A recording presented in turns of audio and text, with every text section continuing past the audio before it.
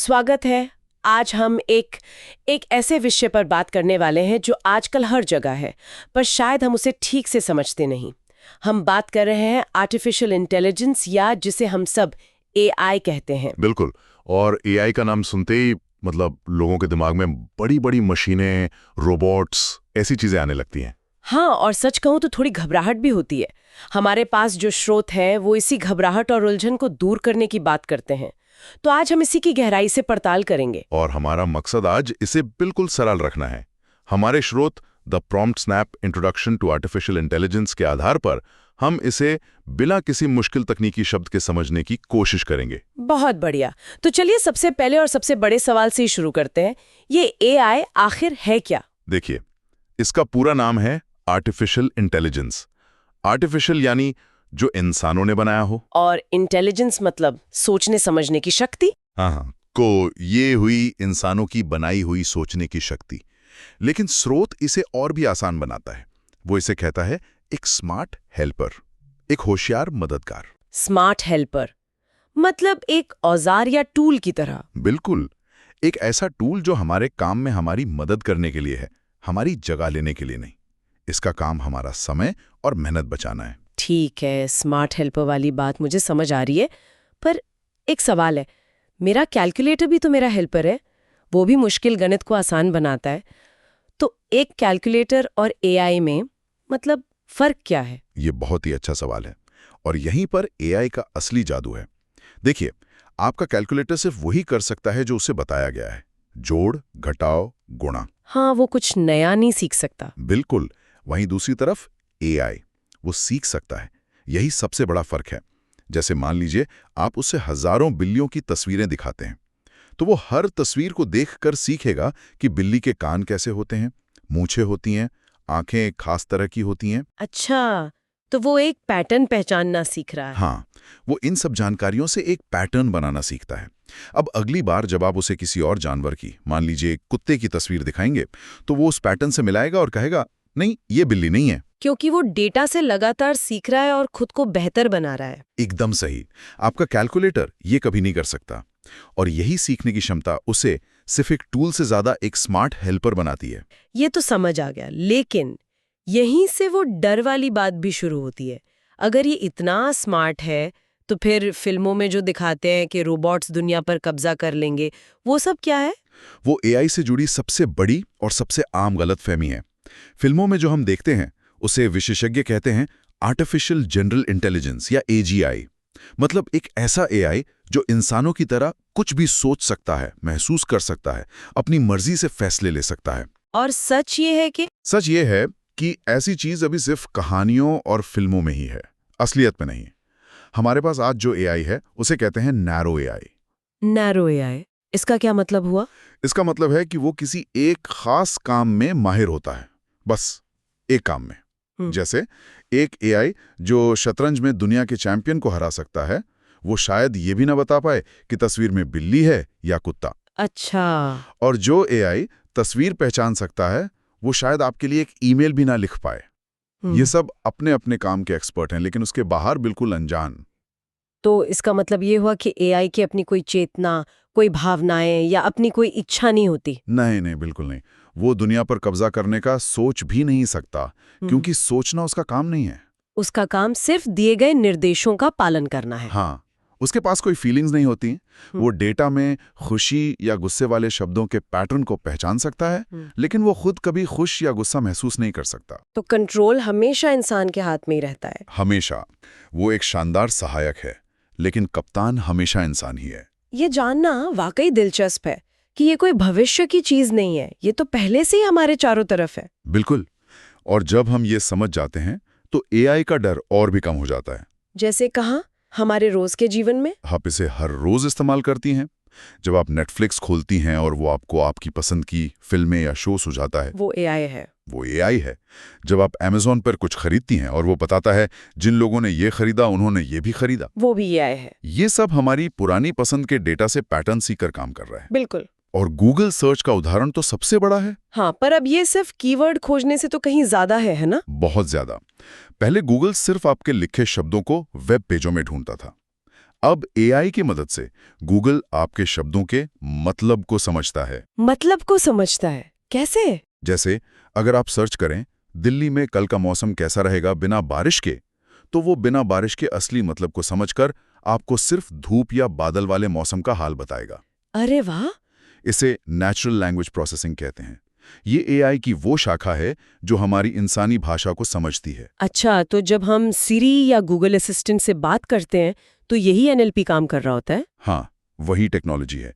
वो आपकी बोली हुई बात को समझकर उसे कंप्यूटर के लिए निर्देशों में बदल देता है। ये तो जादू जैसा लगता है। जादू जैसा लगता है, पर ये सब डेटा और पैटर्न का ही खेल है। सही कहा।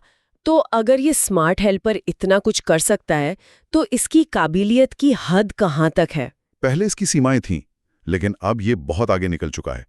स्रोत बताता है कि ये सिर्फ जानकारी ढूंढने या रास्ते बताने तक सीमित नहीं है। तो और क्या कर सकता है? सोचिए, यह आपके लिए एक पूरी ब्लॉग पोस्ट लिख सकता है, किसी मीटिंग के लिए प्रेजेंटेशन का पहला ड्राफ्ट बना सकता है, यहाँ तक कि आपके लिए एक नई धुन भी बना सकता है। मतलब ये अब सिर्फ नकल नहीं कर रहा बल्कि कुछ नया भी बना रहा है। हाँ, और यहीं पर लोग थोड़ा घबराते हैं। पर इसे ऐसे देखिए कि ये रचनात्मक कामों में मदद कर रहा है। जैसे एक आर्किटेक्ट अब एआई का इस्तेमाल करके किसी बिल्डिंग के सैकड़ों अलग-अलग डिजाइन कुछ ही मिनटों में तैयार कर सकता है, जो काम पहले हफ्तों लेता था। तो ये रचनात्मकता को बढ़ा रहा है, खत्म नहीं कर रहा। बिल्कुल, उसकी रफ्तार और संभावनाओं को कई गुना बढ़ा रहा है। ये तो वाकई हैरान करने वाला है। लेकिन हर सिक्के के दो पहलू होते हैं। अगर एआई इतना कुछ कर सकता है तो फिर ऐसी क्या चीजें हैं जो ये बिल्कुल नहीं कर सकता? इसकी सीमाएं क्या हैं? ये सवाल बहुत जरूरी है, और इसकी सबसे बड़ी सीमा है समझ की कमी। समझ की कमी? हाँ, एआई पैटर्न पहचान सकता है, लेकिन वो चीजों का असली मतलब नहीं समझता। वो एक कविता लिख सकता है क्योंकि उसने लाखों कविताएं पढ़कर पैटर्न सीख लिया है, पर वो उस कविता में छिपे दर्द या खुशी को महसूस नहीं कर सकता। तो इसका मतलब ये भी हुआ कि वो नैतिक फैसले नहीं ले सकता, सही और गलत का फर्क नहीं कर सकता। बिल्कुल नहीं कर सकता। सही और गलत का फर्क करने के लिए जो अनुभव, जो सहानुभूति चाहिए, वो एआई के पास नहीं है। और सबसे जरूरी बात, एआई इंसानी सूझबूझ, जिसे हम कॉमन सेंस कहते हैं, उसकी जगह नहीं ले सकता। अच्छा। वो बता सकता है कि बारिश होने की 90% संभावना है, लेकिन वो ये नहीं समझता कि इसका मतलब है कि आपको बाहर जाते हुए छाता लेकर निकलना चाहिए। ये कॉमन सेंस वाला कदम इंसान को ही उठाना पड़ता है। मतलब ये अकेले काम नहीं कर सकता, उसे हमेशा इंसानी मार्गदर्शन की जरूरत होती है। हमेशा हमें उसे बताना पड़ता है कि क्या करना है, कैसे करना है और कब रुकना है। तो ये एक पायलट का को पायलट हो सकता है, लेकिन प्लेन उड़ाने की जिम्मेदारी हमेशा पायलट की ही रहेगी। एकदम सही उपमा है।